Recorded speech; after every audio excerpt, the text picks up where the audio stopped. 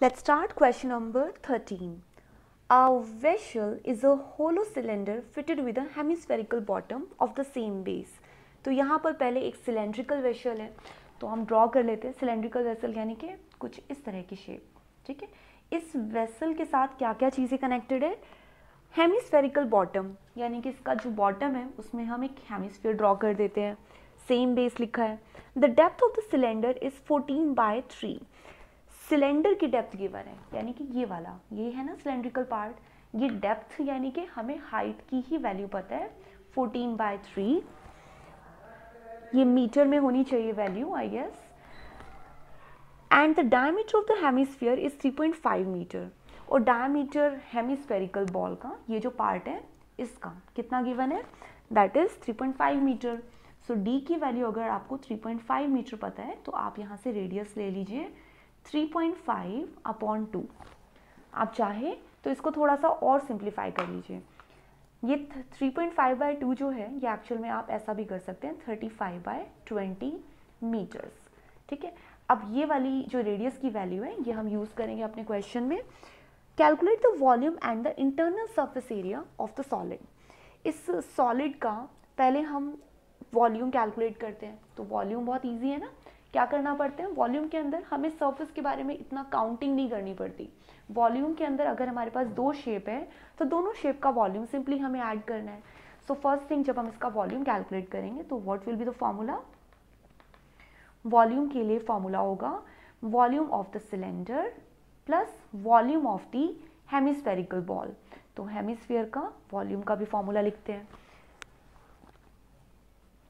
Cylinder के volume के लिए what formula do we have? That is πr²h. और हेमिस्फीयर के लिए क्या फॉर्मूला होता है? नॉर्मली जो होता है वो फॉर्मूला होता है 4πr². बट यहाँ पर 4/3πr³ सॉरी वॉल्यूम है ना. तो अब क्योंकि हमें हेमिस्फीयर का चाहिए तो वो हो जाएगा 2/3πr³. और हमें पता है कि रेडियस दोनों जगह पर सेम है तो कुछ भी चेंज नहीं करना पड़ेगा. अब लेते हैं हम πr² एंड πr² कॉमन. सो जब हम πr² कॉमन लेंगे यहाँ पर क्या क्या बचेगा? यहाँ बचेगा h प्लस यहाँ बचेगा 2/3. πr² तो गया कॉमन लेकिन एक रेडियस यहाँ बचेगी, वो हम यहाँ लिख लेते हैं. अब सारी वैल्यूज इस फॉर्मूले के अकॉर्डिंग पुट करते हैं. सो पाई की जगह लेट्स टेक 22/7. r² r कितना है हमने कैलकुलेट किया है 35/20. सो क्योंकि इसका स्क्वायर है सो 35/20 इंटू 35/20 h हमारे पास है 14/3. सो ये हम लेते हैं 14/3 प्लस 2/3 इंटू आर. तो 2/3 तो हम एज इट इज़ लिखते हैं और r को मल्टीप्लाई करना है. r है हमारे पास 35/20. सो यहाँ पर हम लेते हैं 35/20. ठीक है, अब इसको फिर से सॉल्व कर लेते हैं. इस पार्ट को सॉल्व करते हैं पहले. ये तो बनेगा 5. ठीक है, और 5 और 20 ये भी डिवाइड कर देते हैं 4 पे. ठीक है, अब यहाँ से हम 5 से भी डिवाइड कर सकते हैं ना, तो ये भी डिवाइड कर लेते हैं. यहाँ बचा 4, यहाँ बचा 7. और 22 और 4 को भी थोड़ा डिवाइड किया जा सकता है. यहाँ बचेगा 11 और यहाँ बचेगा 2. अब यहाँ पे एग्जैक्टली क्या क्या बचा? 11 और 7 का मल्टीप्लाई है ना. तो न्यूमरेटर बचा मेरे पास 77 और डेनोमिनेटर में 2 इंटू 4 बचा हुआ है. तो एक काम करते हैं 2 इंटू 4 को हम एज इट इज लिखते हैं. अब ये वाला पार्ट भी सॉल्व करते हैं. इस पार्ट में 14/3 में कुछ सॉल्व नहीं होगा तो इसको हम एज इट इज लिखते हैं. प्लस इसको थोड़ा सा सॉल्व करते हैं. जैसे कि 2 और 20 डिवाइड हो जाएंगे तो बनेगा 10. तो यहाँ पर तो है 35, यहाँ पर 3 और 10 है ना.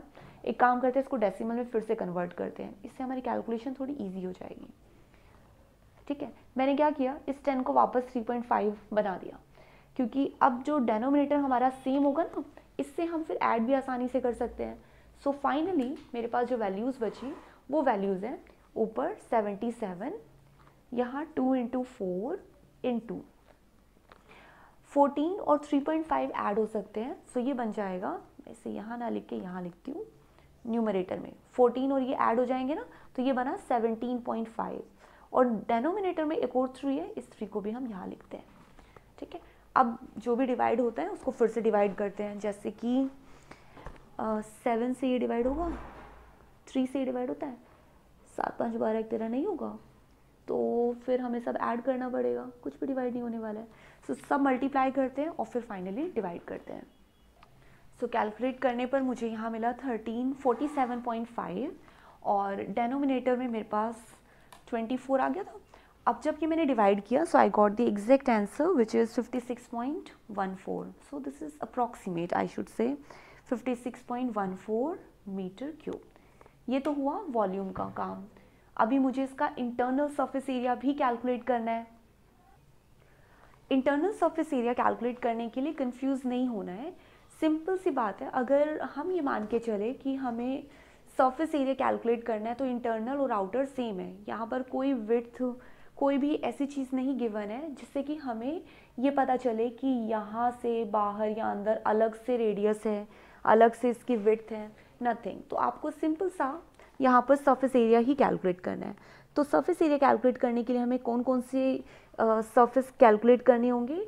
ये जो सिलेंडर हम देख रहे हैं, इस सिलेंडर का सरफेस एरिया, राइट, और वो होता है कर्व सरफेस एरिया, चारों तरफ का surface area curve surface area हुआ। ऐसे जो हेमिस्फीयर है नीचे वाला, इसका भी सरफेस एरिया, उसका क्या फॉर्मूला होता है वो सब हम यहाँ पर लिखते हैं। सो अब लिखते हैं internal surface area of the shape. Formula क्या है? सबसे पहले कर्व्ड सरफेस एरिया, सिलेंडर का भी कर्व्ड सरफेस एरिया लेंगे, तो सिलेंडर का surface area, curved surface area का फॉर्मूला लिखेंगे CSA of cylinder plus curved surface area of hemisphere. ठीक है, सिलेंडर के लिए फॉर्मूला भी है 2 पाई RH, और हेमिस्फीयर के लिए कर्व्ड सरफेस एरिया का फॉर्मूला क्या होता है? That is 2 pi R²। ठीक है, देखिए दोनों के अंदर 2 पाई R कॉमन ले सकते हैं, so let's take 2 pi R as common. यहाँ बचेगा H plus 2 pi R common, एक रेडियस बच गई। अब इसको ऐड कर लेते हैं, 2 पाई R फॉर्मूले में रखते हैं सब चीज़ें, 2 पाई की जगह let's take 22/7 into R। Radius हमारे पास है 35/20, so let's take it as it is. ठीक है, और H प्लस R भी करना है। H कितना है? 14/3, 14/3 प्लस रेडियस कितनी थी? रेडियस ही हमारे पास 35/20, तो 35/20 लेने की बजाय इसको यही ले लेते हैं 3.5, है ना, 3.5/2। कैलकुलेशन थोड़ा कम करने के लिए, वरना 20 आएगा फिर हमें बहुत सारी मल्टीप्लिकेशन करनी पड़ेगी, इसलिए। अब इसको सॉल्व करते हैं। देखिए 2 और 20 यहाँ पर डिवाइड हो गए, राइट। इस 7 को 35 से यहाँ भी डिवाइड कर देते हैं, ये बचा 5। अब इस 5 से यह काम करते हैं, 2 से पहले इन दोनों को डिवाइड करते हैं, तो यहाँ बचा 11, यहाँ बचा 5, ये दोनों 5 भी ख़त्म हो गए। सो इस पार्ट में मेरे पास न्यूमरेटर सिर्फ 11 बचा, यहाँ हो गया 11। अब इसे सॉल्व करते हैं। इसे सॉल्व करने के लिए मुझे 2 को यहाँ मल्टीप्लाई करना होगा, 3 को यहाँ, so this will become 28 plus 3 जब 3.5 से मल्टीप्लाई होगा तो होगा 10.5, और डेनोमिनेटर के अंदर ये दोनों मल्टीप्लाई होंगे यानी कि 6। अब दोनों को ऐड कर देते हैं, सो यहाँ बचा 11, ऐड होने पर ये हो गया 38.5 डिवाइडेड बाय 6। ये दोनों चेक कर लेते हैं, अगर डिवाइड होता है तो। डिवाइड तो हो नहीं सकता क्योंकि एंड में 5 आता है, सो 6 से तो डिवाइड नहीं होगा। इन दोनों को मल्टीप्लाई करते हैं विच इज़ 423.5, और अब इसे 6 से डिवाइड कर देते हैं। Let's check what is the answer. Approximate answer आता है हमारे पास 70.58। अब क्योंकि एरिया है so let's take in metre square. अच्छा, ये बहुत इंपॉर्टेंट है कि एरिया है तो हम उसे मीटर स्क्वायर या सेंटीमीटर स्क्वायर लिखें, वॉल्यूम है तो उसे क्यूब में लिखना बहुत इंपॉर्टेंट है।